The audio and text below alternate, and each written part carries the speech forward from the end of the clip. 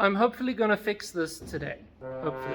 So for those of you who have been living under a rock, basically what's been happening is I'll be driving the car and then randomly I have breaking up issues. However, then it can happen when it's cold or when it's hot.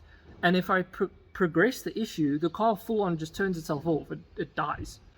And we struggled to diagnose the issue. Eventually though, what we did manage to diagnose is even though that the ECU is saying that it's sending a signal to the coils, it is not reaching the coils. So basically, if we put a timing light on the cables for the coils, which usually is how you get the pulse that you can see for the timing light, we notice that when the car is about to kill itself, it just loses all signal, and then obviously there's no spark, so it's just flooding, and then obviously it can't run, so it dies. And that's what we've diagnosed it to.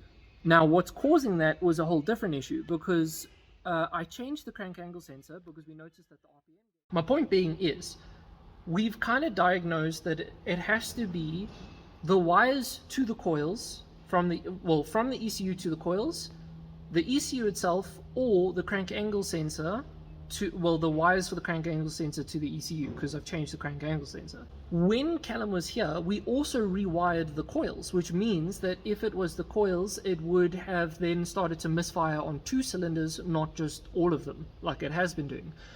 So that also rules out wiring to the coils, which leaves one thing, the ECU.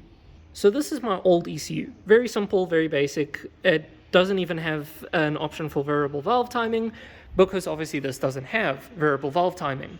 And this was kind of just the easiest setup. However, obviously we have diagnosed that this is now the issue.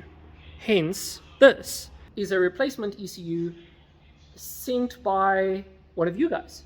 Yes, hello. Actually, it was sent by currently the only person who is a patron, a paying patron. They get mentioned at the end of every video, and in today's video, I'm going to give them a very special thank you. So Damon, oh my gosh, thank you. He has been such a help to me for both the rims for the Sport. I'm not going to show you the new rims in case that video hasn't come out yet, but anyway, he's an absolute lad. And then on top of that, now he's also sent out the ECU that came out of one of his cars so that I could use it. I have no words. Thank you, Damon. You are an absolute blessing. Thank you. With the thanks finished, basically what I've now done is we had to change up this ECU a little bit from a normal trigger to a positive trigger, because that's what my coils are. And then we had to basically copy the map that was on this ECU, override it onto this ECU. So this ECU now recognizes the same map, and I should be able to just plug it in straight away and the car should turn on and run. Are you sure about that? I'm not going to say that it's going to run perfectly, because obviously a major component has been changed. However, it should run to the point that I can drive it, get it warm, and then hopefully experience the same issues that I have been experiencing, or not, hopefully, actually, so that it's fixed. Okay, well, new ECU is plugged in. Okay, well, I've primed the fuel pump, which is a good start, I suppose. Please don't blow anything up, I suppose.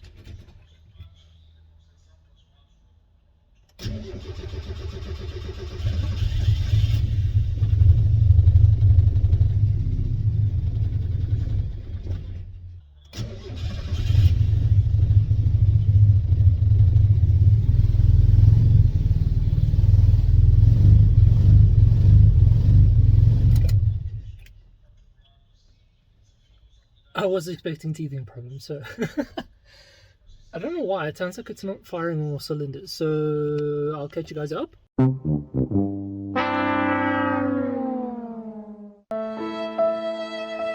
Okay, but with now at least the boost line correctly fitted to the old ECU, I can plug in the old ECU and just make sure that the car will actually turn on and that I didn't hurt anything when trying to use the other ECU. Wow, it's like shit just keeps getting worse. Wow. Anyway. Okay, they fucked around with my idle tune, but well, I don't know if you saw there, the RPM gauge just moved by itself. you can see that the idle's too low because it keeps, as soon as I come to like a stop like that, the whole car's mood dips. There's a bunch of cows. I don't even know if we can see out the windscreen. I can barely see out the windscreen because that's how dirty it is. There's a bunch of cows. Actually, what I'm also going to do is I'm going to turn you guys off so my phone doesn't overheat, so that I can, once it is at temperature, I can start recording again and then show you guys what's happening, because I know I haven't actually got it on camera yet. Okay, I've also moved my camera over a little bit, so hopefully you guys can see the RPM gauge. This side, yeah. Hopefully you can see it jumping around. The car is at temperature. Oh, I don't know if you saw it jump there.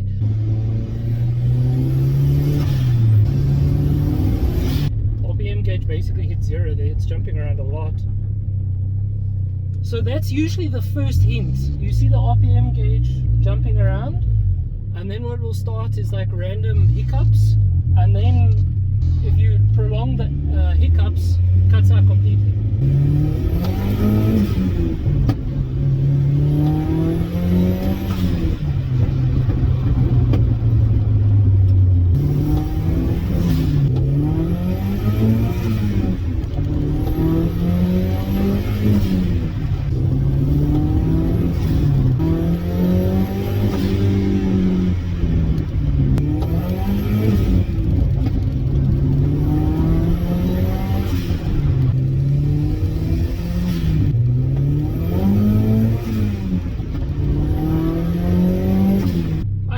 Small incremental changes in like the idle or how it wants to react. But oh, my foot stayed on the exact same position on the throttle again. Okay, cool. I actually got it on camera. Now I'm happy, and now I can go back. So basically, that's what happens. I'm accelerating. The car kind of like just starts to. It's as if somebody unplugs the turbo or unplugs the power. Even at idle now, it's starting. Okay, I'm gonna quickly retreat and go back to the shop because it very aggressively it turns off the car, like completely kills, no spark, nothing to actually keep the car running.